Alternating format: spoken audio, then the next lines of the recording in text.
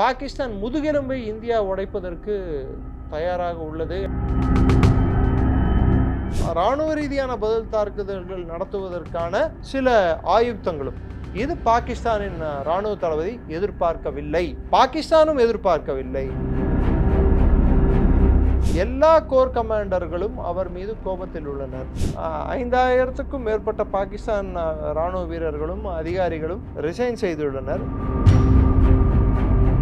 இந்தியாவின் தாக்குதல் எப்படி நடக்கும், எந்த ரூபத்தில் வரும், அது வான்வெளி தாக்குதலாக இருக்குமா இல்லை நிலப்பரப்பில் நடக்கும் தாக்குதலாக இருக்குமா, பதிலடி எந்த விதத்தில் கொடுக்க முடியும் என்று திக்கு தெரியாமல் திணறுகிறார்கள் பாகிஸ்தான் கோர் கமாண்டர்கள். அதாவது பாகிஸ்தான் எப்போதுமே சொல்வார்கள் டாக்டிக்கலி பிரில்லியன்ட், ஸ்ட்ராட்டஜிக்கலி ஃபூலிஷ். நான் பல முறை சொல்லியிருக்கேன். என்கிட்ட அணு ஆயுதம் இருக்கு, என்கிட்ட அணு ஆயுதம் இருக்கு, அணு ஆயுதம் போட்டுருவோம், அணு ஆயுதம் போட்டுருவோம், அணு ஆயுதம் போட்டுருவோம், 130 அணு ஆயுதம் இருக்கு. ஆனால் இது மாதிரி பிதற்றல்கள் பயத்தின் உச்சத்தில் இருக்கும் நாடில் இருந்து தான் வருமே தவிர்த்து ஒரு பொறுப்பான நாடாக இருந்தால் வராது. இந்தியா எங்கள் மீது போர் தொடுக்க எல்லா சாத்தியக்கூறுகளும் 36 மணி நேரத்தில் உள்ள 30 அவனாவது நைட்டில் போய் ஸ்டேட்மெண்ட் கொடுப்பானா? ஐரோப்பாவுக்கும் அமெரிக்காவுக்கும் அது பகல். அவங்களுக்கு கொடுக்குற ஸ்டேட்மெண்ட், ஐயா சாமி என்னை காப்பாற்று வடிவேலு சொல்லுவானே, இது வெறும் பில்டப்புப்பா அப்படின்வானே, அது மாதிரி இது வெறும் பில்டப்பு பண்ணுறதா பண்ணிட்டாங்க. அடி நிச்சயம் தெரிஞ்ச உடனே அவங்க மக்களில் அவங்களும் சேர்ந்து அடிப்பாங்கன்னு தெரிஞ்ச உடனே உலக நாடுகள் கிட்ட போயிட்டு கெஞ்சறதும் கூத்தாடுறதும் இதெல்லாம் பண்ண ஆரம்பிச்சிருக்காங்க. சைனா பாகிஸ்தானுக்கு எப்பயும் போல சப்போர்ட்டை கொடுக்குறேன், அந்த சப்போர்ட்டை வச்சுட்டு சப்போர்ட்டாக கூட வாங்க முடியாது. அவர்கள் முதலில் அணு ஆயுதத்தை பயன்படுத்தினால் ரெண்டாவது இந்தியா பயன்படுத்தும் என்று. அப்படி ஒரு சூழ்நிலை ஏற்பட்டால் பாகிஸ்தான் உலக வரைபடத்தில் இருந்து காணாமல் போகிவிடும் என்று அவர்களுக்கும் நல்லா தெரியும். தேவைப்பட்டால் உங்கள் எல்லையை கடந்தும் நாங்கள் அடிக்க முடியும்.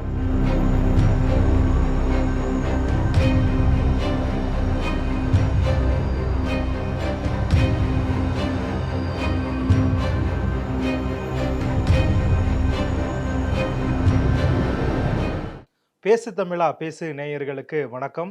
இன்று நம்முடன் இணைந்திருக்கும் சிறப்பு விருந்தினர் டிஃபென்ஸ் அனலிஸ்ட் டாக்டர் திரு நிரஞ்சன் அவர்கள். வணக்கம் சார். ஜெய்ஹிந்த். வணக்கம். ஜெய்ஹிந்த் சார். சார், இப்போ இந்தியா பாகிஸ்தான் பிரச்சனை ஒரு வாரத்துக்கு மேலே போய்கிட்டு இருக்கு. இந்த பிரச்சனை உருவாக காரணமான நபர் யார் அப்படின்னு பார்த்தீங்கன்னா ஆசிம் முனீர். அவர் தான் முதல்ல இதுக்கான வித்தை போட்டவர். இந்துக்களும் நாமும் எப்போதும் ஒன்றாக முடியாது அப்படின்லாம் சொன்னவர்.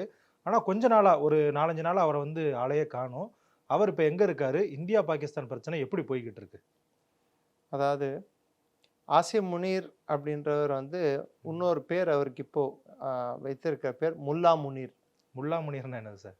முல்லா முனீர்னா அவர் ஒரு இஸ்லாமிய மத முல்லா மாதிரி, அதாவது அங்கே ஒரு செமினரி அவங்க மதர்சாவில் படித்த ஒரு ஆள் போல் பேசுகிறார் தவிர்த்து, பாகிஸ்தான் அடிப்படைவாத மதர்சாக்களில் படித்த நபர் போல் பேசுகிறார் தவிர்த்து, ஒரு ஒழுங்கான கல்வி கற்று ஒரு இராணுவத்தின் உயரிய பதவியை வகிக்கும் ஒரு தளபதியாக பேசவில்லை. அதுதான் இந்த சிவிலைசேஷனல் வார், இந்து முஸ்லிம் நாகரிக சம்பந்தப்பட்ட போர், கலாச்சார போர், நாகரிக சம்பந்தப்பட்ட போர் அப்படின்னு சொல்லிட்டு அதை கட்டமைச்சு அதுக்கு பின்னே இந்த மாதிரி பேல்காமில் நடந்த இந்துக்கள் மீது வைத்து தாக்கப்பட்ட ஒரு தாக்குதல், அது பெரிய அதிர்வலையை உலகத்திலும் ஏற்படுத்தியுள்ளது. குறிப்பாக சொல்ல வேண்டுமென்றால் தெற்காசியாவில் ஏற்படுத்தியுள்ளது. ஸ்ரீலங்காலேருந்து நேபாளிலேருந்து, அதாவது முஸ்லீம் நாடுகள் இல்லாத எல்லா நாடுகளிலும் இதன் அதிர்வலைகள் நம் பார்த்து கொண்டிருக்கிறோம். குறிப்பாக நேபாளில் நேற்று ஃபுல்லாக அஜிடேஷன் நடந்திருக்கு. ஏன்னா ஒரு நேபாளியர் கூட கொல்லப்பட்டிருக்கு. அதே சமயத்தில் ஆசிம் முனீர் இந்த தாக்குதல் நடந்த போது அவர் இஸ்லாமாபாதிலேயோ இல்லை அவரின் ஹெட் குவார்ட்டர்ஸ் ராவல்பிண்டியிலோ இல்லாமல் சந்தோஷமாக விடுமுறையை கழிப்பதற்காக குடும்பத்துடன் கசகிஸ்தான் சென்றிருந்தார். ஆனால் அவள் எதிர்பாராத சில விஷயங்கள் நடக்கவே, குறிப்பிட்டு சொல்ல வேண்டுமென்றால் இந்திய அரசாங்கம் உடனடியாக எடுத்த நடவடிக்கையின் பேரில் இண்டஸ் வாட்டர் ட்ரீட்டியை தள்ளி வைத்தது, பொருளாதார தடைகளை விதித்தது, இங்கிருக்கும் பாகிஸ்தானியர்களை விசாக்களை கேன்சல் செய்து திரும்பி அனுப்பியது, இது மாதிரி விஷயங்கள் நடக்கவே இது போர் மூலம் அபாய கட்டத்துக்கு நகர்ந்ததால் உடனே அவர் இஸ்லாமாபாத்துக்கு விரைந்தார். ஆனால் ஒரு 5-6 நாட்களாக ஆசிம் முனீர் எந்த இடத்திலும் அவரின் நடவடிக்கையோ அவர் பேச்சையோ அவரின் செயல்பாடையோ நாம் கண்கூடாக பார்க்க முடியவதில்லை.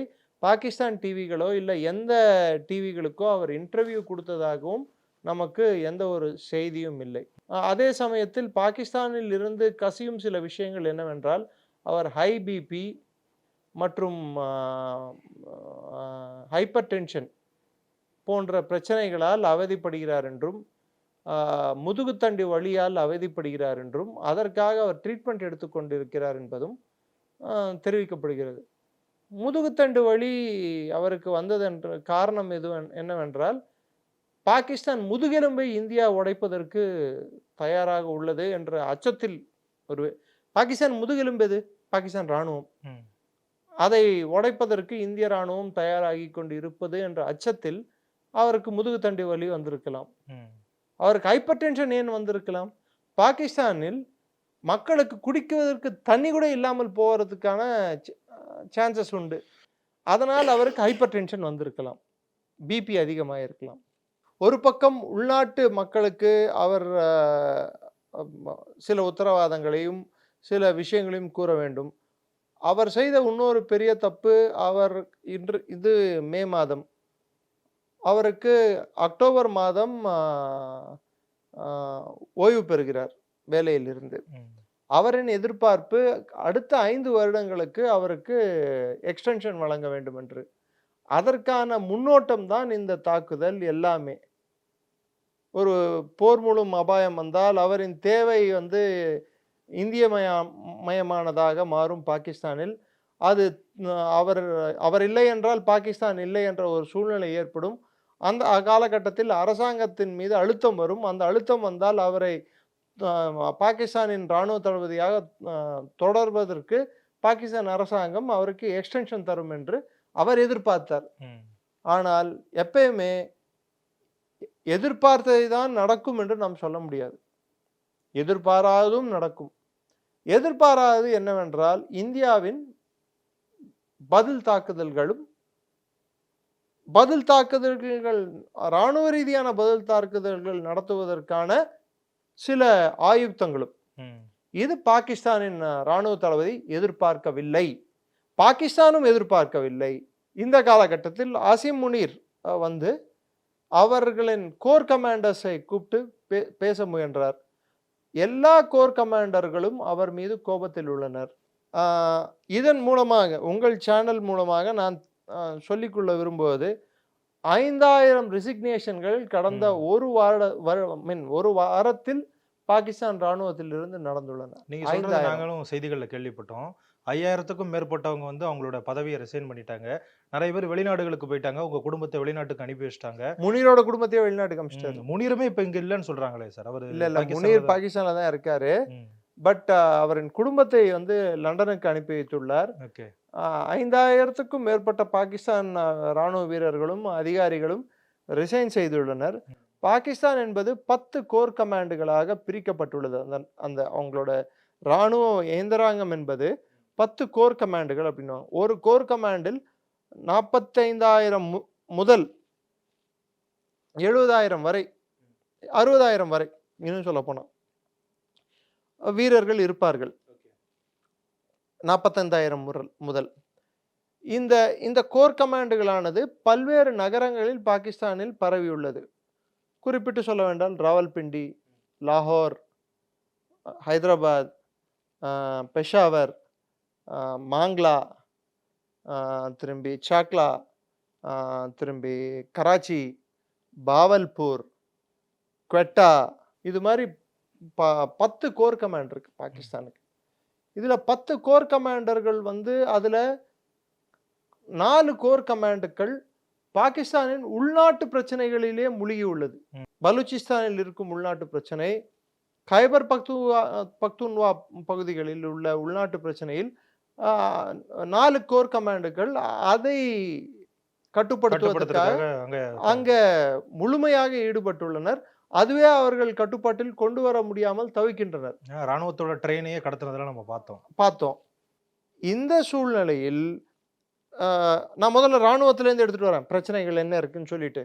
இந்த சூழ்நிலையில் அதிமேதாவியான முனீர் இது மாதிரி ஒரு தாக்குதல் நடத்தின பிற்பாடு அவருக்கான இராணுவ பலத்தில் 10ல் 4 பங்கு உள்நாட்டு பிரச்சனையில்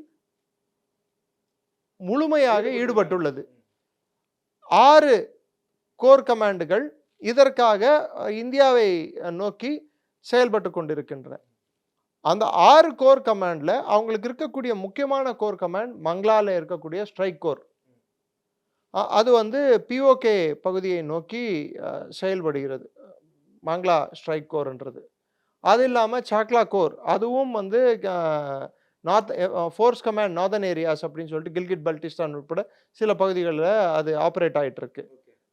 இந்த கோர் எல்லாமே இன்னைக்கு ஒரு பெரிய ஒரு அழுத்தத்தில் இருக்கு.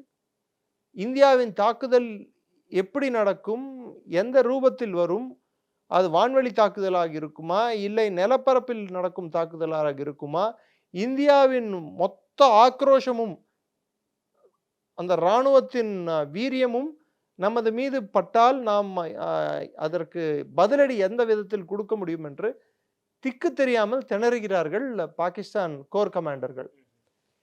அதே சூழ்நிலையில் பாகிஸ்தான் இராணுவத்துக்கு இருக்கும் இன்னொரு முக்கியமான பிரச்சனை அவர்களின்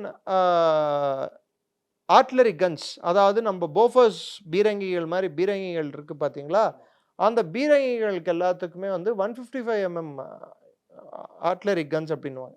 அதுக்கு ஷெல்லுகள் அப்படின்வாங்க. அதில் போட்டு அடிக்கிற குண்டுகள் ஷெல்லுன்னுவாங்க.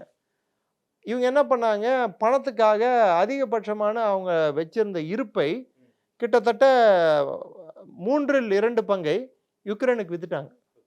ரஷ்யா யுக்ரைன் போர் நடக்கும்போது. இப்போ புதுசாக பண்ணோன்னா கால அவகாசம் தேவை. இப்போ அவங்களுக்கு தேவையான அளவு ஷெல்கள் இல்லை இந்தியா மீது தாக்குதல் செய்ய. ஆனால் இந்தியாவிடம் உள்நாட்டு உற்பத்தி திறனோடு நாம் இந்தியாவிலேயே அதிகமான ஷெல்களை செய்துள்ளோம். ஸோ நம்ம அதை அடித்தா ஃபஸ்ட்டு எப்பயுமே ஒரு சண்டை ஸ்டார்ட் ஆகிறதுக்கு முன்னாடி ஆர்ட்லரி ஷெல்லிங்கில் இருந்தால் ஸ்டார்ட் ஆகும். அது எதுக்குடானா எதிர்பக்கம் இருக்கும் அந்த பாகிஸ்தான் இராணுவத்தின் பதுங்கு குழிகளை நோக்கி நாம் அடிப்போம், அதே மாதிரி அவர்கள் நமது பதுங்கு குழிகளில் நோக்கி அடிப்பார்கள். அப்போதான் அவர்களின் காலாட்படையானது உள்ளே நுழைவதற்கும் அவர்கள் பீரங்கிகள் நுழைவதற்கும் ஒரு ஏதுவான சூழ்நிலை ஏற்படும். ஸோ இந்த சூழ்நிலை ஏற்படுவதற்கு ஆர்ட்டிலரி ஒரு முக்கியமான காரணம். இன்று பாகிஸ்தானுக்கு தேவையான அளவு ஆர்ட்டிலரி இல்லை. ஆனால் ஒரு புரளையை கலப்பினார் ஆசிம் முனீர்.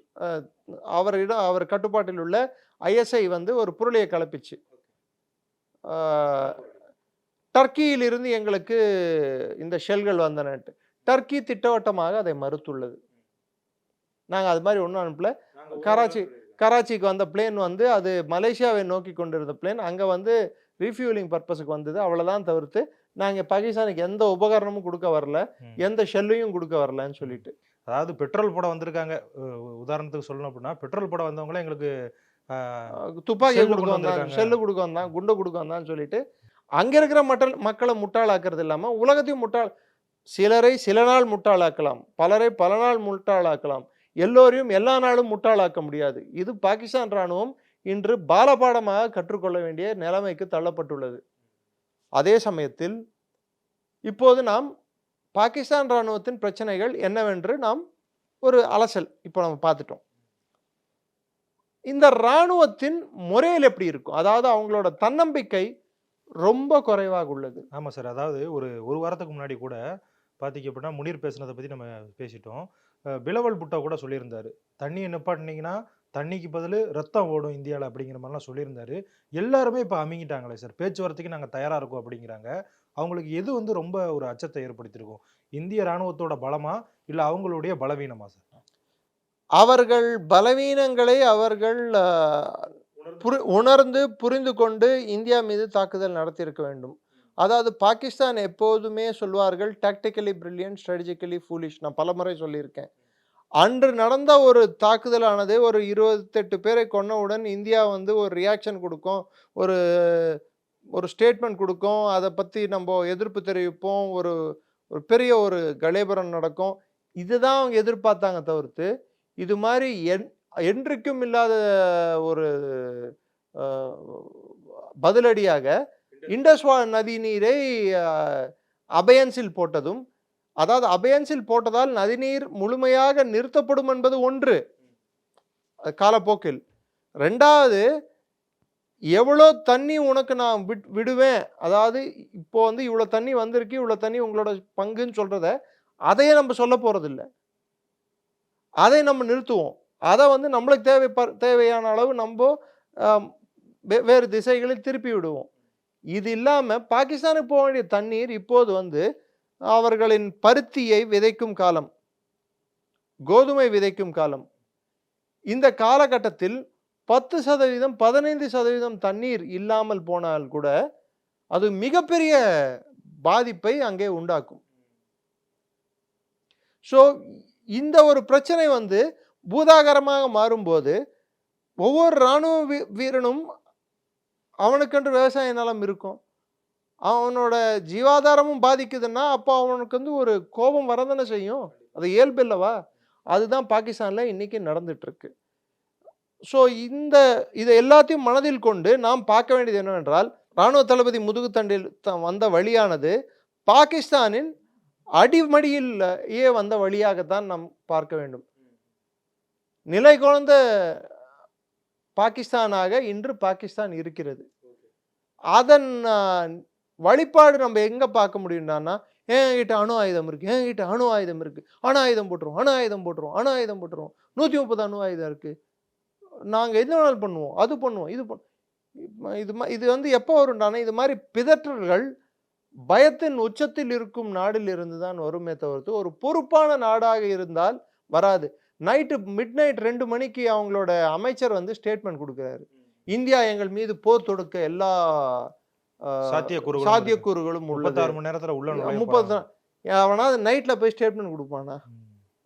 அப்போ இது அந்த நாட்டுக்கு கொடுத்த ஸ்டேட்மெண்ட்டோ நம்ம கொடுத்த ஸ்டேட்மெண்ட் இல்லை, உலக நாடுகள். ஏன்னா ஐரோப்பாவுக்கும் அமெரிக்காவுக்கும் அது பகல், அவங்களுக்கு கொடுக்குற ஸ்டேட்மெண்ட். ஐயா சாமி என்னை காப்பாத்து வடிவேலு சொல்லுவானே, இது வெறும் பில்டப்புப்பா அப்படின்வானே, அது மாதிரி இது வெறும் பில்டப்பு.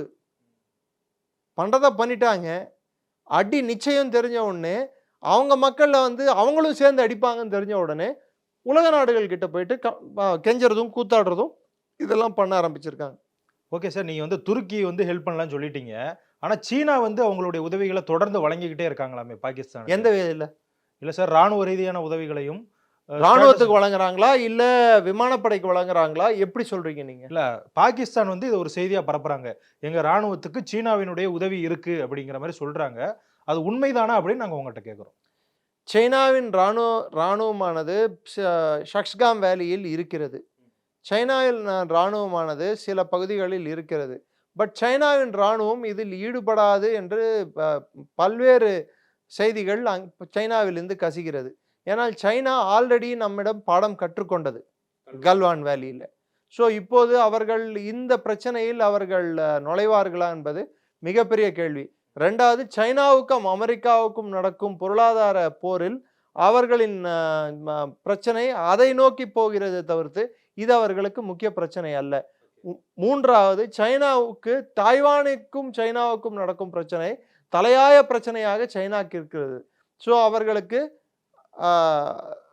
வெஸ்ட் சைடில் இருக்கக்கூடிய பிரச்சனையே வந்து பெரிய பிரச்சனையாக இருக்கும்போது ஈஸ்ட் சைடை அவங்க கான்சென்ட்ரேட் பண்ண மாட்டாங்க. ரெண்டு பக்கமும் அவர்களை கான்சென்ட்ரேஷன் கொடுக்க வேண்டும் என்றால் அவர்களின் பார்வை சிதறிவிடும். கவனம் சிதறிச்சுன்னா திரும்பி அவர்கள் குறிக்கோளை அடைய முடியாது. ஸோ சைனா இதில் ஈடுபடுவதற்கான சாத்தியக்கூறு கம்மி.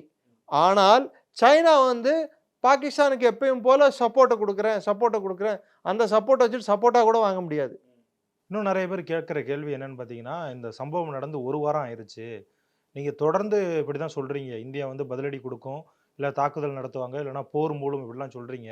ஒண்ணுமே நடந்த மாதிரி தெரியல அப்படிங்கிறாங்க. அதுக்கு தான் நான் சொல்றேனே, பாகிஸ்தான் வந்து இந்த 7 நாட்கள்ல முதல்ல ரத்தாறு ஓடுதுன்னு ஸ்டார்ட் ஆன ஒரு நாடு, இன்னைக்கு எங்களை எப்போ வேணாலும் தாக்குவாங்க அப்படின்ற ஒரு பயத்தை வெளிப்பாடாக கொண்ட ஒரு ஸ்டேட்மெண்ட்டை வந்து சொல்ற அளவுக்கு இறங்கியிருக்காங்கடான்னா, எவ்வளோ ப்ரெஷர்லையும் எவ்வளோ அழுத்தத்திலையும் பாகிஸ்தான் இருக்கு. பாகிஸ்தான் உள்நாட்டுக்குள்ளேயே எவ்வளோ அமளி ஏற்பட்டுள்ளது. இம்ரான்கான் ஆதரவாளர்கள் கூட இந்த அரசை எதிர்த்து ரொம்பவே ஆக்ரோஷமா போராட்டங்கள் நடத்திக்கிட்டு இருக்காங்க. ஆமா, அவங்களுக்கு இதுதானே சாதகமான சூழ்நிலை, அரசை வந்து கார்னர் பண்றதுக்கு. ஸோ உள்நாட்டு கலவரம், இன்னொரு நாட்டை ஜெயிக்க வேண்டும் என்றால் உங்கள் நாட்டுக்குள் அமைதி நிலவ வேண்டும். இன்று பாகிஸ்தானுக்குள்ளேயே அமைதி இல்லாத சூழ்நிலை ஏற்பட்டுள்ளது. இன்னொரு பக்கம் நம்ம போறோம், ஆப்கானிஸ்தானோட வெளியுறவுத்துறை அமைச்சரை போய் பார்த்துட்டு நம்ம பேசிட்டு வரோம் அங்க இருக்கிற ஆப்கானிஸ்தான்ல. அது அது அது எதை காட்டுகிறது என்றால், ஆப்கானிஸ்தான் மூலம் பாகிஸ்தானுக்கு எந்த சப்போர்ட்டும் வராது. ஆப்கானிஸ்தான் வந்து தெஹ்ரீக்கே தாலிபான் மூலம் கைவர் பக்துன்வாவில் நடக்கக்கூடிய பிரச்சனையை அடுத்த கட்டத்துக்கு நான் வந்து சொல்லணும், அங்க இருக்கும் ஆர்மி மீது இன்னும் கொஞ்சம் தாக்குதல்களை அதிகரிக்கணும்னு சொல்ற விதமா தான் இருக்கு. ஸோ ப்ரெஷரை to keep mounting the pressure அப்படின்வாங்க, அழுத்தத்தை இன்னும் கொஞ்சம் அதிகரிக்க சொல்ற மாதிரி தான் இருக்கு. இது பாகிஸ்தானுக்கு ப்ரெஷரை, அதாவது அவர்களின் மீது விழும் அழுத்தமானது படிப்படியாக ஏறிக்கொண்டு இருக்கிறது. இந்த அழுத்தத்தினால அவங்க தவறான முடிவு எதுவும் எடுக்க வாய்ப்பு இருக்கா சார்? என்ன தவறான ஆயுதத்தை உபயோகப்படுத்தும் சொல்லிக்கிட்டே இருக்காங்க. இந்த அழுத்தத்தினால ஏதோ முடிவெடுக்க தன்மை இல்லாம ஒரு நாடானது தீவிரவாதத்தை அடிப்படை கொள்கையாக, வெளியுறவு கொள்கையாக கொண்டுள்ள ஒரு நாடானது இந்த அணு ஆயுத பூச்சாண்டியை எத்தனை நாள் காட்டுவார்கள்? அவர்களுக்கும் நல்ல தெரியும், அவர்கள் முதலில் அணு ஆயுதத்தை பயன்படுத்தினால் இரண்டாவது இந்தியா பயன்படுத்தும் என்று. அப்படி ஒரு சூழ்நிலை ஏற்பட்டால் பாகிஸ்தான் உலக வரைபடத்தில் இருந்து காணாமல் போகிவிடும் என்று அவர்களுக்கும் நல்ல தெரியும். ஸோ இந்த பூச்சாண்டி வந்து நம்ம உரியிலையும் பார்த்துட்டோம், பாலாகோட்லையும் பார்த்துட்டோம். பாலாகோட்டும் உரியும் வந்து நமது எண்ணோட்டத்தின் வழிபாடு. தேவைப்பட்டால் உங்கள் எல்லையை கடந்தும் நாங்கள் அடிக்க முடியும், பிஓகே கடந்து அடிக்க முடியும் முதல்ல காட்டணும். அதுக்கப்புறம் இல்லை தேவைப்பட்டால் பாகிஸ்தான் மையப்பகுதியில் பூந்து, பாலாகோட் என்று பாகிஸ்தானின் மையம், அதாவது அவங்களோட நாட்டுக்குள்ளேயே இருக்கிற பகுதி, அதுலேயும் அடிக்க முடியும் என்று காட்டணும். இப்போ தேவைப்பட்டால் பிஓகே மட்டுமல்ல பாகிஸ்தானோட முக்கிய நகரங்களையும் நாங்கள் தாக்க முடியும் என்று அதற்கான சில வழிமுறைகள், அதற்கான சில திட்டங்கள், அது வெளிப்படையாக இல்லை என்றாலும் மறைமுகமாகவோ மற்ற வழிகளிலேயோ பாகிஸ்தானுக்கு தேவையான அச்சுறுத்தல் கொடுக்கும் வகையில் நாம் அச்சுறுத்தல் கொடுத்து கொண்டு தான் இருக்கிறோம். அந்த அச்சுறுத்தலானது பாகிஸ்தானை இன்னும் அச்சத்தில் உள்ளாக்கியது. அதே சமயத்தில் பாகிஸ்தானின் வளங்கள், ஒரு போருக்கு தேவையான முக்கியமான பொருட்கள், உதாரணத்துக்கு அவர்கள் எரிபொருள் ஒரு முக்கியமான பொருள் ஒரு சண்டைக்கு, உணவு முக்கியமானது. இன்று உணவு தட்டுப்பாடு பாகிஸ்தானில் ஏற்பட்டுள்ளது, தண்ணீர் தட்டுப்பாடு ஏற்பட்டுள்ளது, அதே சமயத்தில் எரிபொருள் தட்டுப்பாடு ஏற்பட்டுள்ளது. அவர்களின் போர் கருவிகளுக்கு தட்டுப்பாடு ஏற்பட்டுள்ளது. ஏன்னா F-16 ஃப்ளீட், அவங்களோட F-16 அமெரிக்கா கொடுத்த விமானங்களில் கிட்டத்தட்ட 50% விமானங்கள் ரிப்பேர் பிரச்சனைகள், அதற்கு தேவையான உபகரணங்கள் வந்து அமெரிக்கா வந்து இப்போ தான் ரீசெண்டாக சப்ளை பண்ணுறதுக்கு ரிலீஸ் பண்ணியிருக்காங்க. அது 50% பிளேன்கள் வந்து இப்போது ரீஃபிட்டிங்க்கு போயிருக்கு, ஒர்க் ஷாப்பில் இருக்குது. ஸோ அவர்களுக்கு விமான பலம் முழு அளவில் இல்லை. அதே சமயத்தில் அவர்களின் F-16க்கு அடுத்தபடி அவர்களிடம் அதிகமாக உள்ள போர்க்கருவி என்னவென்றால் சைனாவில் இருந்து கிடைக்கப்பட்ட JF-17 எனும் விமானங்கள். இந்த JF-17 எனும் விமானங்களில் பொருத்தப்பட்டுள்ள ஆயுதங்கள், குறிப்பாக சொல்ல வேண்டும் என்றால் P-115E என்று சொல்லக்கூடிய ஒரு beyond visual range missile. Beyond visual ரேஞ்சுன்னா 145 கிலோமீட்டருக்கு அப்பால் உள்ள இலக்கை தாக்கக்கூடிய வலிமை கொண்ட ஒரு மிசைல். அதாவது ஒரு பிளேனானது பறக்கும் போது எதிரில் வரும் டார்கெட் ரேடாரில் தெரியும் போது தாக்க முடியும். ஆனால் இதன் ரேடாரானது 145 கிலோமீட்டர் வரை வேலை செய்யும் என்று எதிர்பார்ப்புள்ளது. ஆனால் அடிப்படை பிரச்சனை என்னன்னு சொல்கிறேன். ஆசிம் முனீர் வந்தவுடன் ஆசிம் முனீர் அவரின் ஏர்ஃபோர்ஸ் அதாவது விமானப்படை தலைவரிடம் கூப்பிட்டு உங்களோட F-16 பிளேன்களை பிஓகேயில் இருக்கும் ஸ்கர்டு பேஸுக்கு மாற்றுங்கள் அப்படின்னாரு. விமானப்படை தலைவர் உஷாராக இது F-16ன்றது ரொம்ப முக்கியமான பிளேனு, இதை மாற்றினோன்னா நாளைக்கு இந்தியா அதை தகர்த்துருச்சுன்னா நம்ம பதிலடி இதுக்கு கொடுக்கவே முடியாது, நம்மளுக்கு இருக்கக்கூடிய முக்கியமான கருவிகளே இதுதான் அப்படின்னு சொல்லிட்டு அதை இந்தியாவின் விமானப்படையின் தாக்குதலிலிருந்து காப்பாற்றுவதற்கு மிக தொலைவில் உள்ள விமான தளங்களை அதை எடுத்துட்டு போய் வச்சிருக்காங்க. அதற்கு பதிலாக JF-17 என்ற பிளேன்களை எடுத்து வந்து ஸ்கர்டு பேஸில் வைத்துள்ளார்கள். இப்போ நான் சொன்னேன் பாருங்க, P-15E அப்படின்ற மெசைல், அந்த மெசைலானது அதுக்கு இருக்கக்கூடிய பெரிய பிரச்சனை என்னடான்னா, இந்த ஒரிஜினல் P-15 மெசைல் சைனா செய்த மெசைல் 300 கிலோமீட்டர் இலக்கை தாக்கக்கூடியது. ஆனால் இது 145 கிலோமீட்டர் இலக்கை தான் தாக்க முடியும், பாதிக்கு பாதி கிட்டத்தட்ட. அதனால தான் அந்த வெர்ஷன் பேர் இ ஃபார் எக்ஸ்போர்ட், ஏற்றுமதி ரகம். மற்ற நாடுகள் எல்லாம் எப்பயுமே வெப்பனில் வந்து இன்னொரு நாட்டுக்கு ஏற்றுமதி பண்ணுறது ஃபர்ஸ்ட் குவாலிட்டி ஏற்றுமதி பண்ண மாட்டாங்க, செகண்ட் குவாலிட்டி தான் ஏற்றுமதி பண்ணுவாங்க. ஓகே சார், இன்னொன்று சொல்கிறாங்க, சீனாவிலேருந்து இறக்குமதி பண்ணியிருக்காங்க. ஸோ அது வந்து நம்மளுக்கே தெரியும் சீனாவோட ஃபோன்லாம் வாங்கினா எந்த அளவுக்கு தரமாக இருக்கும் அப்படின்னு. அந்த ஆயுதங்களுடைய தரமும் கவனத்தில் கொள்ள வேண்டியது அந்த அளவுக்கு. அதுதான் நான் சொல்கிறேன். இப்போ இந்த JF-17ல இருக்கிற பிரச்சனை என்னன்னா, அதோட ரேடார் தான் வந்து இலக்கை நிர்ணயிக்கும், அந்த மெசைல் போய் அடிக்க வேண்டிய இலக்கை. அதில் இருக்கும் ரேடார் அவங்க வந்து கொடுத்துருக்கிறது JF-17ன்றது 3 ரகங்கள், Block 1, Block 2, Block 3.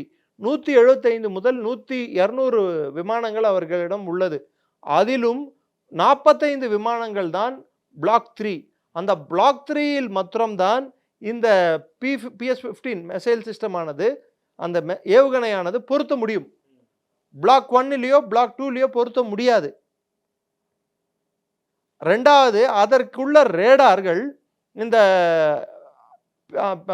நான் சொன்னேன் பாருங்க, Block 3ல JF-17 Block 3ல இருக்கக்கூடிய ரேடார்களே அது 100 கிலோமீட்டர் வரை தான் பார்க்க முடியும். அந்த ரேடார்கள் மெசைலனோ 145 கிலோமீட்டர், பார்க்கக்கூடிய சக்தி என்னவோ 100 கிலோமீட்டர். ஸோ அது இருந்தும் இல்லாதது போல்தான் சமம். அதை தான் அவர்கள் வைத்துள்ளார்கள். அதற்கு எதிராக நாம் வைத்திருக்கும் விமானம் என்ன? ரஃபேல் இடம் உள்ள ஏவுகணை என்ன? மெட்டியார். அது 150 கிலோமீட்டர் தொலைவுக்கு சென்று தாக்கக்கூடிய தன்மை கொண்டது. அது பியாண்ட் விஷுவல் ரேஞ்ச் மெசைல். அது சரி, வெறும் மெசைல் டு மெசைல் கம்பேரிசன் சொல்லி முடிச்சிட்டோமா? இது இல்லாமல் HQ-9 அப்படின்னு சொல்லிட்டு ரஷ்யாவிடமிருந்து சைனா வாங்கி அதை மாடிஃபை செய்த ஒரு சிஸ்டம் தான் இந்த HQ-9ன்றது. இது பேசிக்காக என்னன்னு பார்த்தீங்கன்னா S-300 ஆன்டி மெசைல் சிஸ்டம். அதாவது ஒரு ஏவுகணையோ ஒரு பிளேனோ வந்து எதிரியின் நாட்டிலிருந்து பறக்க நேரிட்டால் அதை வான்வெளியிலேயே வழிமறித்து தகர்க்கக்கூடிய சக்தி கொள்ள ஒரு மெசைல் சிஸ்டம் தான் இது. அது வந்து இப்போ இந்த மெசைலானது வந்து HQ-9 அப்படின்னு அவங்க கொடுத்துருக்காங்க பார்த்தீங்களா மெசைல்ஸு. அவங்க அது கொடுக்கும்போது நம்மிடம் இருப்பது என்ன? ஆனால் இது முழுமையாக வேலை செய்யுமா வேலை செய்யாதா சைனா கொடுத்தது என்று யாருக்கும் தெரியாது. அதே சமயத்தில் இந்தியாவிடம் இருப்பது S-400 எனும் ரஷ்யாவிடம் இருந்து நாம் வாங்கிய இந்த ஒரு anti missile system, missile defence system. இது ரஷ்யா கிட்டேருந்து நம்ம வாங்கினோம். இதோட ரேடாரோட ரேஞ்ச் 600 கிலோமீட்டர். 400 கிலோமீட்டர் தொலைவு வரை எந்த ஒரு எதிரியோட மெசைலோ விமானமோ பறக்க நேரிட்டால் அதை வான்வெளியிலேயே வைத்து தகர்க்கக்கூடிய வல்லமை கொண்டது. அது இல்லாமல் இன்டிகிரேட்டட் மிசைல் டிஃபென்ஸ் சிஸ்டம் இந்தியாவிலேயே உற்பத்தி செய்யப்பட்ட பிரத்யும்னா அஸ்வினனும் 2 தனியாக உள்நாட்டிலேயே உற்பத்தி செய்யப்பட்ட மிசைல் டிஃபென்ஸ் சிஸ்டம் இருக்குது. அது இல்லாமல் Su-30 என்ற விமானத்தில் நாம் அஸ்த்ரா 1 அஸ்த்ரா 2 என்ற 2 பியாண்ட் விஷுவல் ரேஞ்ச் தொலைவில் தாக்கக்கூடிய ஏவுகணைகளை நாம் வைத்துள்ளோம். ஸோ அவர்கள் விமானங்களில் இருக்கும் ஏவுகணைகளும் நமது விமானங்களில் இருக்கும் ஏவுகணையும் பலத்துக்கு பலம் போட்டி என்று பார்த்தால் நமது பலம் கைவோங்கி இருக்கிறது, பல மடங்கு அதிகமாக இருக்கு. அதற்கு அவர்கள் இணையாக இல்லை என்பது அவர்களின் விமானப்படையின் கூற்று.